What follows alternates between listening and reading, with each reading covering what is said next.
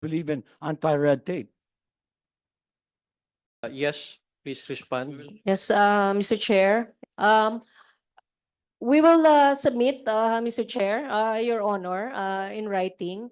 And the one that you just reported, Mr. Chair, we will definitely look into that and review again our processes. And kung meron pong ganong report talagang that needs to be looked into po seriously po. Okay, Thank thank you, Mr. Chair. Now, which brings me to the other problem, and which I want the Secretary to hear. And no less than the Secretary, I think, should do something about it. There are 48 board exams, and the worst, the lowest passing rate, the three of them is accountancy, agriculture, and I think criminology, with 20 to 30% passing rate. There are some schools with zero passing rates. I want to ask PRC and DOLE, with the various councils, the education committee, what has PRC DOLE done to at least address the waste of resources? Kawawa po naman yung mga students, di ba? Why are we allowing that? Well, first is, what has PRC done to help to become more compassionate? Are there alternative pathways? And then what have we done with the issue about with some schools having zero passing rate with certain board exams? Don't you have a legal and a moral responsibility to address that? Yes, Secretary, then We will PRC. submit po. Pero yung sa second question po, ang tingin ko po ang appropriate na ahensya doon yung CHED po. Dahil may kinalaman po sa continuous na operation po ng isang eskwelahan na maaari pong involved sa higher education. Tama po yun, but it's PRC under you, under DOLE, that's administering the exam, and they have all the statistics. So kung kunyari po, merong isang school, zero passing rate the last 3 years for certain board exam, di ba, you need to do something about that. Don't just pass the buck to CHED. Mr. Chairman, sorry po, hindi po kami nagpapas ng back sa CHED, and we will do as what was actually proposed by the good congressman po. I'd like to hear from the PRC, Mr. Chair. yes, PRC, can they respond? Mr. Chair, Your Honor, actually as regards that, we have already actually submitted to CHED our comments, observation, and inputs. And if Mr. Chair, if with your permission, if I may allow our commissioner oversight for that profession, may he be allowed to explain further? Commissioner Cueto, Mr. Chair. Yes, Commissioner, you are recognized. Thank you very much, Mr. Chair and Your Honor. For the low passing percentage in accountancy licensure examination, the primary standard being used is the high 75% average without a grade lower than 65%. It is the only profession which has that standard, Your Honor, Mr. Chair. Compared to medicine, which is 75% without a grade lower than 50%. In nursing, 75% without a grade lower than 60%, which means that different professions or professional regulatory laws contain different standards. And we agreed that most probably the best intervention is to come up with just one standard, because there are so many professional regulatory laws that will need to be amended. So that's the number one consideration, Your Honor. As far as alternative pathways are concerned, there is registration without examination. For example, a new profession is admitted to the PRC under the regulation of the PRC. The last two is food technology and speech language pathology.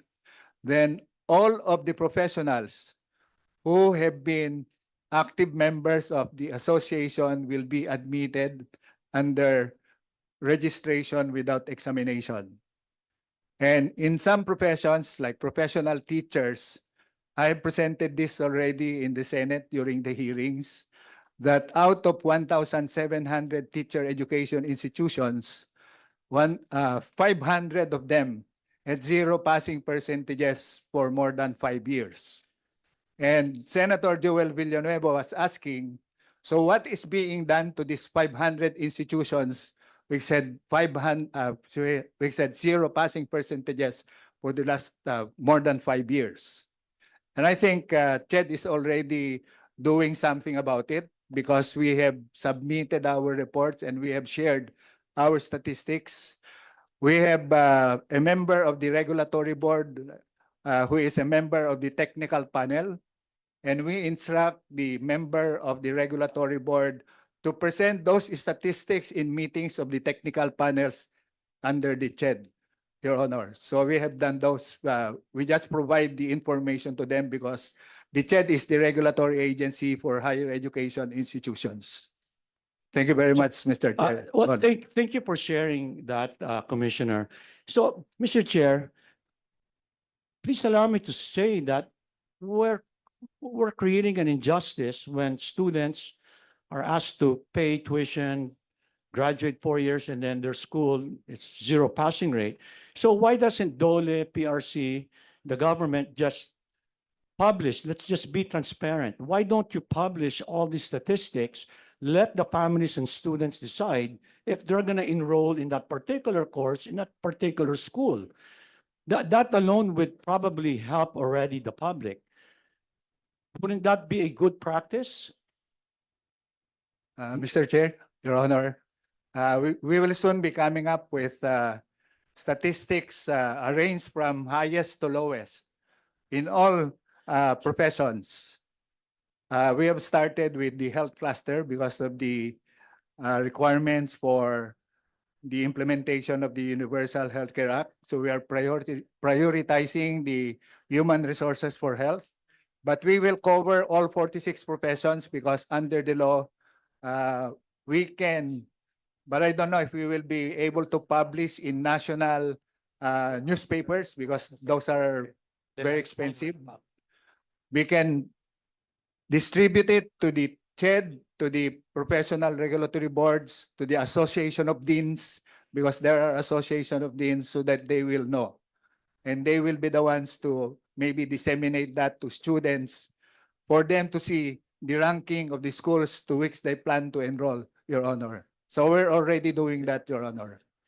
Mr. Chair, thank you, Commissioner. Mr. Chair, may I just request to shortcut the proceedings because we have time constraint. Can we ask the PRC to submit an action plan regarding what was discussed with timetables and provide the committee, provide me a copy, and just a commitment on when, if you could do that within end of the month? Would that before plenary debates? Yes, Mr. Chair. PRC, kindly take Your Honor. note of the submission, especially those requests of Congressman Paul Dasan. Chairman. Dole, but I have nothing to, policy coordination lang po. Okay. Well, if the secretary believes that this is an important issue, we would just like to get your support to make this a priority in terms of policy and what we can do to improve our system. Yes, Mr. Sayman, we accept the proposal po. Okay. Will- Okay, thank you. My last question, Mr. Chair. Last question, Congressman Paul. Allow me to, well, belatedly congratulate our new chair of the NLRC. I think Grace Stan. I just had a very short question. I've been asked by business groups, business sector, why in the statistics that the regional arbitration branches seem to be a little bit more fair or equitable. The statistics reflect in favor of labor, it's 28%, in favor of management, Congressman Paul, 36%. sorry to interrupt. Can the Yeah, repeat the It's- question because kakapasok lang di. okay. Well, belated congratulations, Madam Chair, for your appointment. I wanted to ask something that some business sector groups wanted me to ask, because there's a perception of unfairness or some sort of unequal treatment in the labor cases in the NLRC. In the regional arbitration branches, your own statistics state that of all the cases, 28% of the cases, decisions have favored labor. Management, it's 36%. Settled is 36%. But in the commission proper, in favor of labor, it's 74%, and it's 26% of the cases favor management. I wanted to give you a opportunity to explain why the discrepancy, because there's a image that the commission proper is not fair based on your own statistics.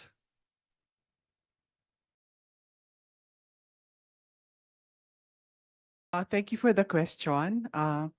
Ito hong inuumpisahan ho natin sa Regional Arbitration Branch at sinasabi dito na ang ang in favor of labor is 28, no?